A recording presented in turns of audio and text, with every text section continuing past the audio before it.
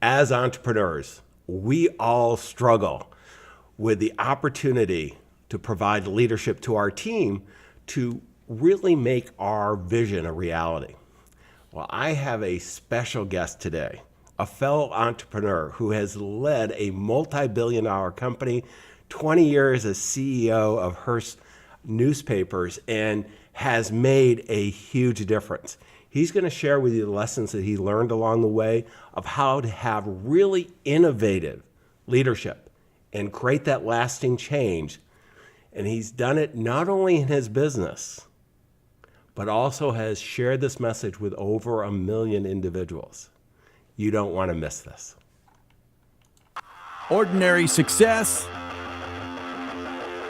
No way. You want amazing, remarkable, exceptional breakthroughs. Dig deep, think bold, drive hard, watch yourself soar beyond your dreams.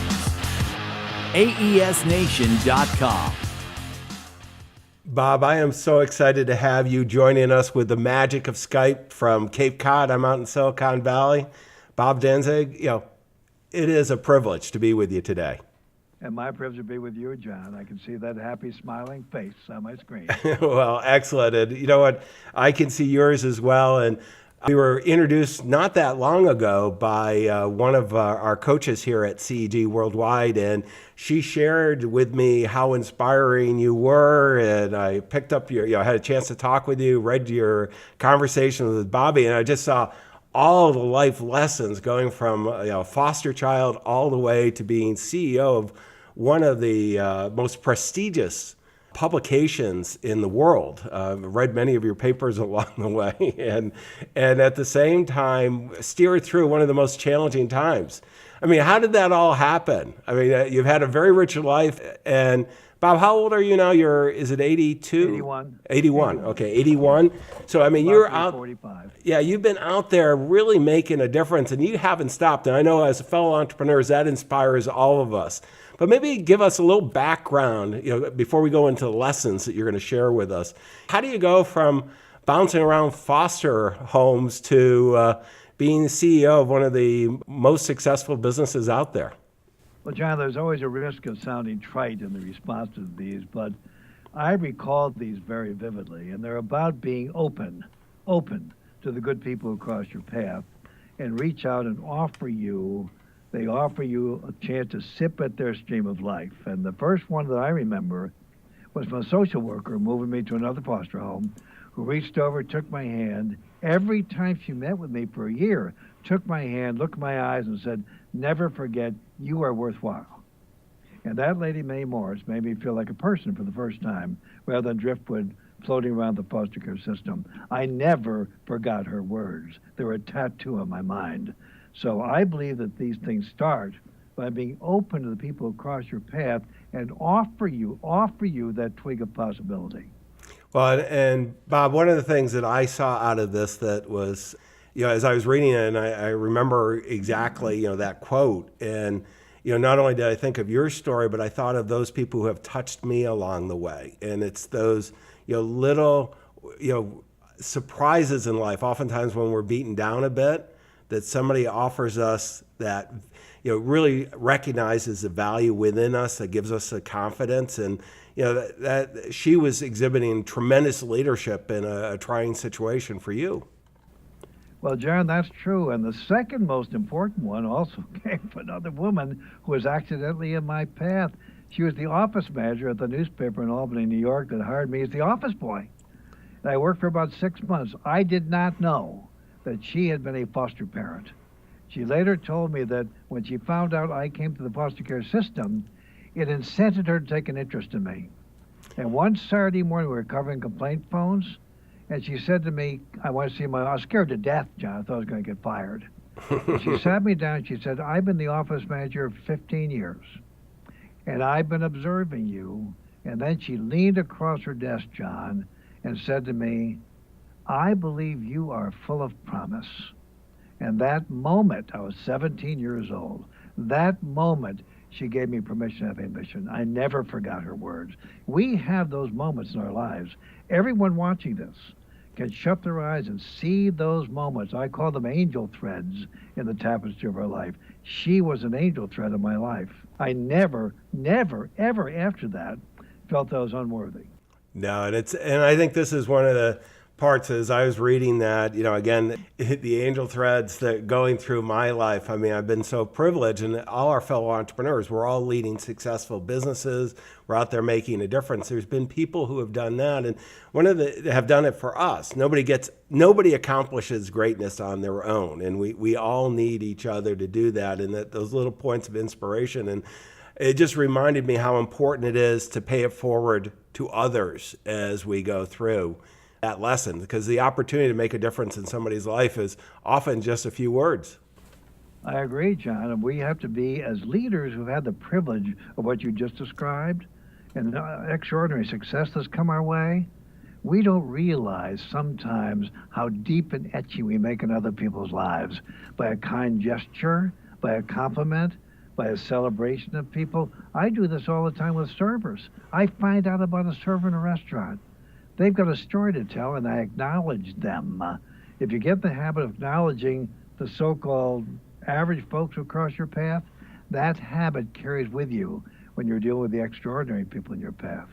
Yeah, and everyone has so much to be grateful for that's watching this. I mean, it's just, we are very privileged and to be able to acknowledge other people. I mean, the joy that we can bring to them, the inspiration we can bring to them gets paid back to us manyfold. It's amazing to me. But, let's go, what I'm really interested in fellow entrepreneurs is, the classic, American dream is mailroom clerk to CEO. Well, it doesn't sound like you were a mailroom clerk, you were office boy, but I don't know which is higher, Bob.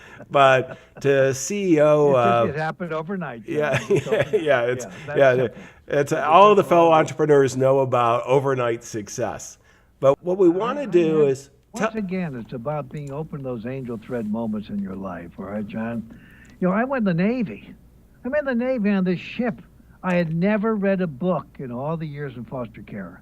The guy in the bunk above me was an English lit major from NYU. He brought with him all the modern library classic works. There's nothing to do on the ship about bobbing around the ocean. He adopts me and has me read all these books. He talks to me about the character, the development, the nuances. So when I get out of the Navy or go to college nights, I'm a star student, John. I'm not smart. I'm just well tutored by that guy. Unbeknownst to me, the publisher of our newspaper was on the board of trustees of that college. I wrote some little stories for their literary publication. He plucks me out and said, I'm putting you to a 12-year program to possibly succeed me. I'm in that program for 4 years.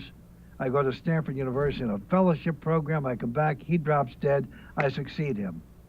Never saw a profit and loss statement, John. Never saw a balance sheet. But I didn't tell that to corporate folks when they told me I was going to become the publisher of that newspaper. All right? I just described people who I did not choose to have in my life will offer me the gift of opening a door of opportunity. My choice is, do you take the doorknob or not? I think entrepreneurs are in the habit of taking the doorknob and then opening it for other people.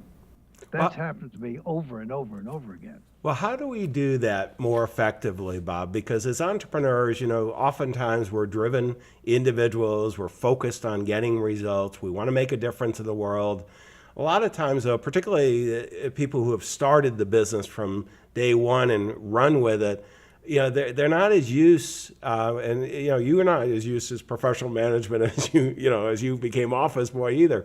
But professional management, as we start getting scale and so on, we've got to enlist other people, enroll them in our vision. We've got to help them. How do we do all that? I mean, that's a lot. Well, John, my number one rule, we all have our rules. Now, I'm not saying this is number one for everyone, but the number one rule for me is to find a way to celebrate the talent of your organization. You celebrate the talents, okay? And I'll give you an example of how I did. We have 6,000 folks working for our newspaper company, all right? They're all over the country. We have 59 newspapers. How do you celebrate them when you're sitting in New York City in a corporate office? I can tell you how I did that, okay? But I think the number one starting point for an entrepreneur, building an organization, is be aware of what it means to celebrate the shared talent who are really helping create that business with them. We bought many, many average businesses, John, and I'd walk through sniffing out what I call the spirit quotient. It was neutral. I said, oh my God, this is great. Because if we can find a way to celebrate the folks here, we'll move this business from good to exceptional. And that's the way I think we do it. Because when we do that, the folks who are engaged with us have their talents flow more robustly. You can't manage that. You invite that by effective leadership, and you lead by celebrating the colleagues. Bob, one of the things you talk about in the book is the difference between managing and leadership. Where would you just kind of comment on that? And then I want to go to, 70% of mergers and acquisitions tend to fail. I've been involved in a whole bunch of transactions and so on. You have too. I want to go to that too. But what about this? So many people, yourself included, myself. I mean, I've always been in financial services, and I didn't ever want to be a leader. I wanted to really make a difference individually with helping people and so on. And then as we built scale and I started other companies, all of a sudden I got the classic accidental CEO type. And I struggled with this management leadership a lot. Well, John, I have some convictions, and probably all of your viewers and colleagues have convictions also. My conviction is this: management is about today. Leadership is about tomorrow. Management is about process. You had to set up a process for this very podcast we're doing now, the camera, the testing, the guidance, etc. Management is about process, but leadership is about purpose. You have a noble purpose in what you're doing with this podcast, okay? And the management, in my view, is about feeding the body of an organization, all right? You got to feed the body. But leadership is about nurturing the spirit. When you nurture the spirit of a place, you invite excellence. So I think it's just to get in the habit of leaning towards leadership just 51% of the time. Management gets stuff done, but management, in my judgment, in my experience, never raises you to an extraordinary level. Leadership does that. And the leadership is expressed by strategy, by talent, by celebrating your colleagues. I don't think it's complicated. I really don't. And I could give you examples of places we bought where the spirit quotient was dull. Let's talk about that, Bob, because one of the many entrepreneurs, they'll build a business and then they want to get scale, and they've decided they can only grow so much organically, so they're going to go out and acquire other businesses. And many people are disappointed on acquisitions. They don't they're buying something that is not working quite as well, different culture, all that. I mean, when you were doing it in an industry that, people are passionate about their newspaper. Things have changed a little bit more recently, but they still get my newspaper. I get 3 every morning, and they all come electronically now, so I don't have the paper boy delivering them. But boy, I had the chance to visit a number of the major publications and spend some time with the San Jose Mercury News. I can remember just watching that evolution and so on. And it's a top paper, but boy, they're passionate. And acquiring groups like other fellow newspapers and making it work. How did you do that? Well, John, we had some guidelines that emerged over time. If you do things often enough, then certain things become apparent to you. One was, we're not invading this place. We're not invading them, okay? We're partnering with them. Number 2, to have an attitude and a posture of, how do we make ourselves one with these folks? Mm-hmm. I'll give you an example of that if you wish it, all right? But, I'll give it right now. Yeah, let's go. We bought a major newspaper in San Antonio. We bought our competitor in San Antonio. Lifelong, career-long, hot war competitor. We buy them. They start from a position of enmity and hatred. So I decided to acknowledge that. Say, if I were you, this is how I would feel about us, all right? And then I went there every single Tuesday for 2 months. I met with different departments every single Tuesday. Tell me what's on your mind, okay? Then every Tuesday night, I have the local publisher have a dinner at his home for the spouse, etc. I ship Tiffany gifts down for the wives, Tiffany gifts down for the men, hand them out at the end of the evening, so that by the end of a couple of months, we were one. We were one. We weren't the acquirer, we were the partner. I think you have to invest in the kind of thinking that creates partnerships of the people you're acquiring. They're going to start off distant, suspicious, angry. You're the winner, they're the loser. Acknowledge that and then work to make them partners. It worked beautifully, John. It really did. Well, I can't get over how often we did that. Well, and the thing that I appreciated, Bob, in reading your books, and we'll go back to your books a little later when we talk about resources, because I think they're a great resource for our audience, is not only did you pay attention to the big details, the leadership part that you just talked about, and you just mentioned it real quick, but I want you to go back to is you paid attention to the little things. And I was surprised with the attention, and kind of ashamed as I read it, because I've never done this with the spouses, that you made time for the spouses that are going through some of these challenges with the Tiffany and flowers and so on. Sure did. As a matter of fact, my colleagues used to tease me that the saddest people in New York City when I left were the florists, because I always sending flowers to people, okay, and Tiffany's. But we had a pretty good deal with Tiffany's. All right? But nevertheless, I believe that. You have to find a tangible way to celebrate folks. And John, just to give you an example, I said we have 6,000 folks. We had people all over the country. But every day I was in New York City, my assistant, Marge Murphy, would send a note out. Bobby's here today. She called me Bobby, a little insider thing she had going. And by 4 o'clock that day, that property was have the name of someone worth celebrating in their organization. One sentence about what they did. And if they're married, their spouse's name and their home address. She typed those up, never more than 20. And I took them on the train with my personal stationery, wobbling on the train, writing a personal note to everyone. If John were with us in San Francisco and had done something notable, I'd be writing a note to John, and I'd send it to your home address where you were loved. And if you had done something extraordinary, John, I might send flowers to your wife, saying, congratulations, the good news for your John. Now, if you won a statewide prize, for example, or something, then I might send a Tiffany gift to your wife. Same note. Congratulations, the good news for your John. You'd get home, and your wife would say, what are these flowers, Bob? Say, what's this Tiffany? All right? And you would tell her what you had achieved where you worked, okay? It's amazing, John, the impact of that. No, I'm going to put that, Bob, I'm going to repurpose that in my business and use it because, and what I liked too, I do send those notes, but I send it oftentimes in email, not as often as I should in, a handwritten note. And then when I do send the handwritten note, I always send it to the business. And boy, what a brilliant idea, sending it to the home so the people around them that they love them, they can open it up and share it with them. And then, right. The gift too. My successor sat next to me for 5 years, John, in New York City. We were talking about traditions we would maintain. Mm-hmm. George brought in the next day every note I had ever sent to his wife, every card that was ever sent. He said, you can bet your boots I'll continue to do this. When you celebrate people, John, they become the marrow of your excellent performance. They really do. Well, let me go to, I'm going to play, I totally agree. And I'm going to play a segment here.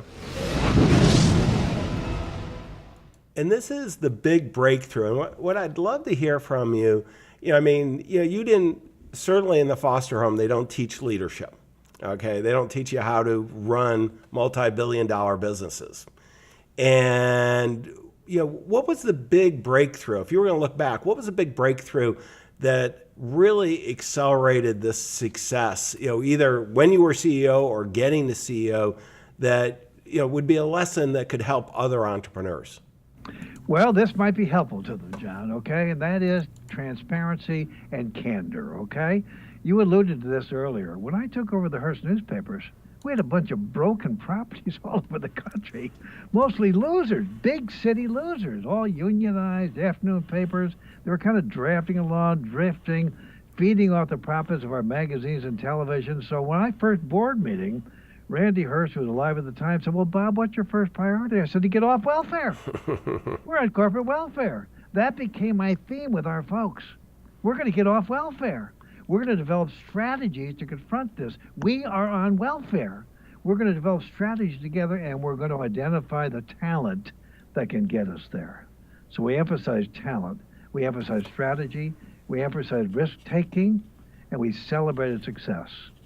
And, John, it's amazing what happened. It really is.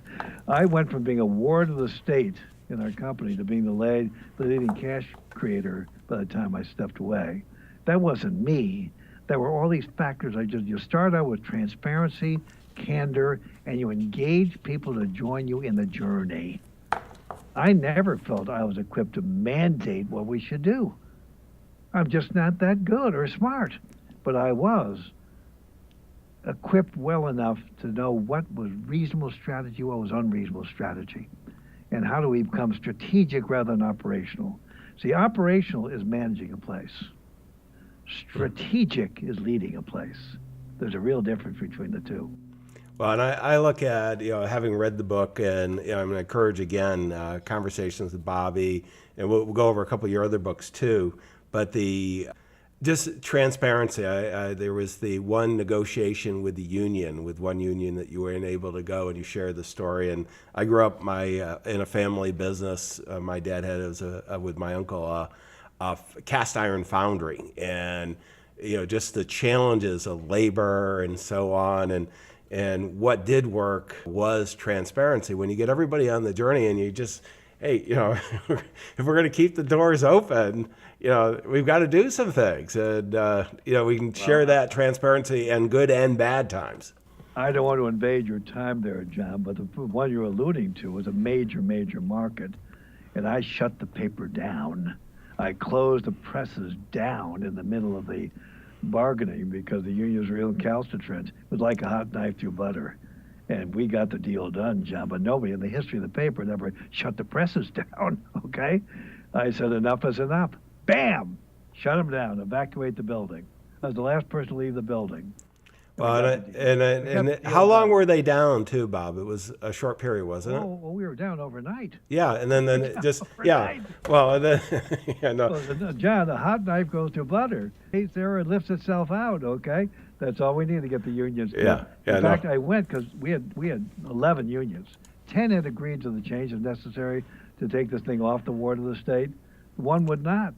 So I went there to thank the other 10. One big room full of people, 110 of them. Yeah. And I called out his name. You, Henry X, you killed the newspaper tonight. That'll be on your tombstone. He jumped up and said, caucus, I want to get this resolved. No, that was a risky thing to do. No, well, I mean, you got to take a risk. So, sometimes, as entrepreneurs, we don't embrace risk. We want to reduce it, but sometimes you got to stand up. Bob, let me go to another section here.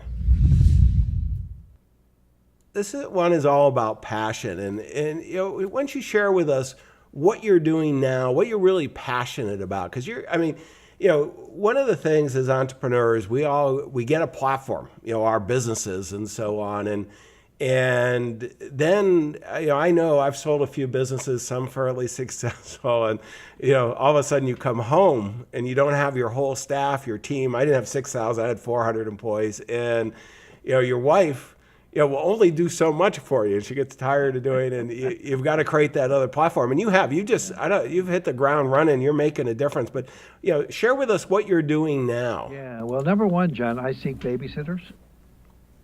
I know the things I don't know how to do well, and I seek people who can do those things for me, and I create these teams of babysitters. That's what they babysit. They do the stuff that I can't do. All right.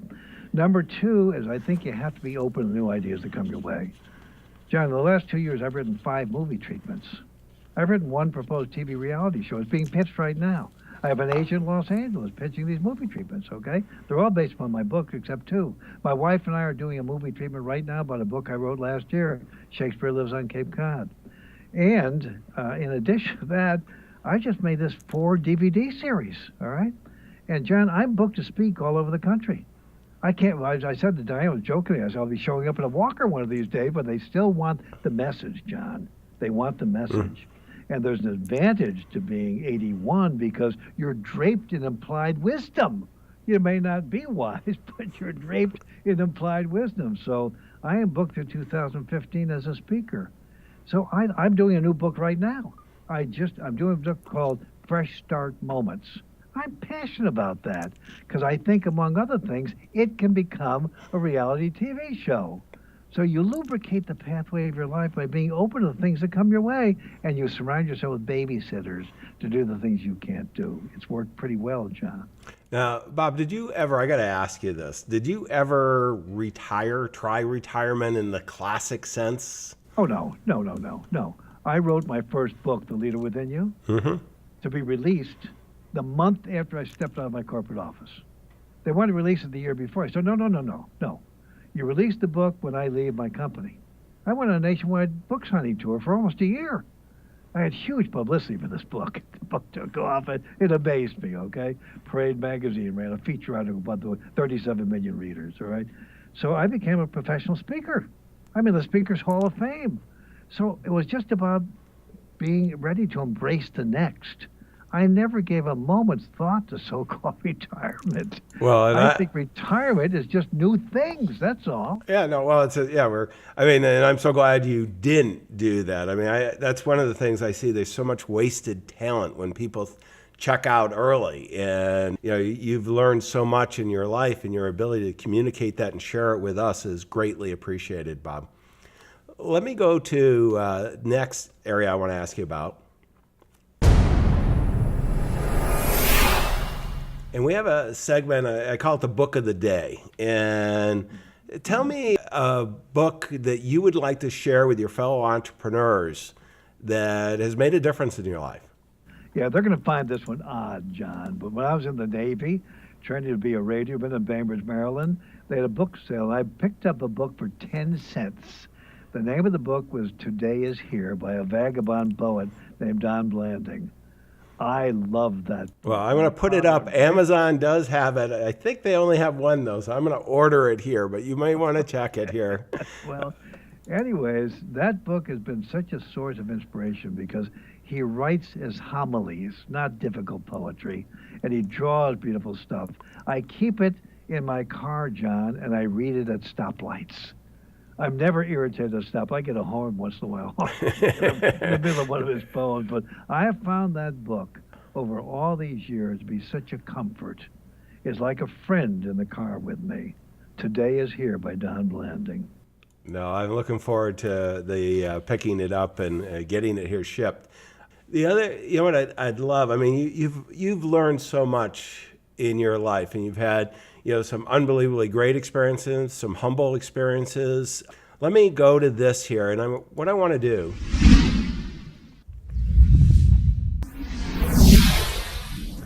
is ask you, with all the lessons you've learned, Bob, is what would be the one insight that you would want to share with your fellow entrepreneurs so that they could make a bigger difference in the world?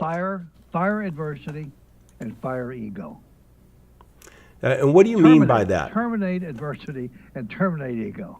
One of the great benefits, John, of growing up in the foster care system, I had to survive. I had to become a survivor. That matured in my business life to perseverance. So difficult things come up no matter what your business is, what your family, whatever it may be, okay? Adversity ends up on your front lawn. If you're a persevering type of chooser, then you fire the adversity. You start with that mindset. I'm not going to let this dictate my life. Sorry to be pointing that way, but I feel... Well, I want you to make the point because it's a big one. I'm going to find solutions to this situation. So you start off with that. The second is to fire ego. I find ego is such a drowning thing for so many people. I just told you, I just made these DVD series. All right? Mm-hmm. The videographer came to my home. He wanted to do something casual, etc. The lights are on my white hair, okay? I got a double chin sitting on this couch, etc. I look at this thing and said, I'm not going to put that out to the world, all right? And then I listened to the second DVD, walking around the house. I said, this is great content. I've got to fire my ego, all right? The ego is in the way. Look at the white hair or the double chin, okay? So there are these moments in life where your ego is inviting itself to be in command. I think you have to fire your ego then and take charge yourself. So I think firing adversity and firing ego, well, it sounds like a bumper sticker, they've been very helpful to me. You can't avoid adversity, John. You can't avoid it. But you can choose how to deal with it. Well, and one of the things that all your fellow entrepreneurs know is adversity shows up. I said that nobody gets through life unscarred, and most of us have many scars, but it's how we choose to deal with it that makes all the difference in the world. Well, let me go to resources here. And Bob, I just put up your website. What can the viewers and listeners find at your website at Bob Danzig, BOBDANZIG.com? John, they're going to find all my books. They're going to find MP3s downloadable. They're going to find ebooks and print on demands, which is, by the way, what I believe the whole world is coming to. I would never go back to a standard publisher again because only an author sells a book, okay? If you're going to sell it, why sell it for 12% when you can get 85%? So all my books, there's CD packages, there's audio packages, and there may be some video packages. I don't remember because so many products have gone up on that site, and they're all fulfilled by somebody else. I don't touch anything, John. And these new DVDs, this new DVD series, will be on that website also. No, this is great. I mean, I just see there's so many lessons learned, and what I really appreciate is your willingness to share these resources, share with me today in the audience your insights on the podcast, but also, the books. I've had the chance to just read two, and I'll go back to your website here. Conversations with Bobby, I have finished. I've just started The Leader Within You, and that's very prescriptive, and it's been a great read. So I appreciate that. I'm looking forward to getting the DVDs as well. Well, let me go to the last section here.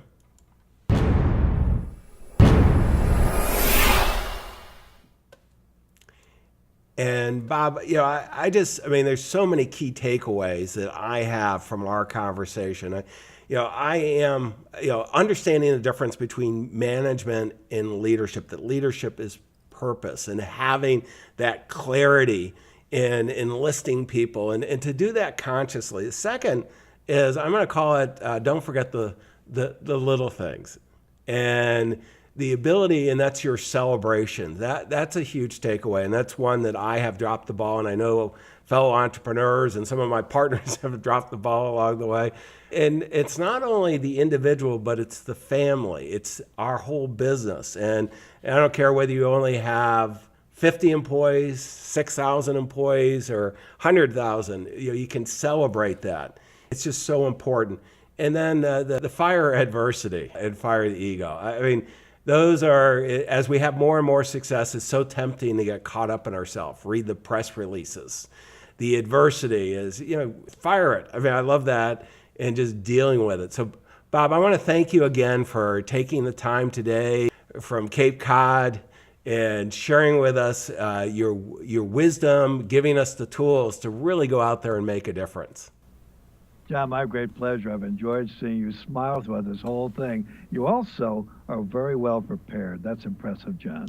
Well, it's great to have great guests who are out there making a difference. And let me finish on, what we have is we all have an opportunity to make that dent in the universe, as Steve Jobs talks about. And certainly Bob has, and he's given us the tools to do that. There's a transcript again at aesnation.com. You can just go to all about accelerating your entrepreneurial success. And never forget, your clients, your customers, current and future, they're all counting on you. Don't let them down. Wish you the best of success. Thank you, John.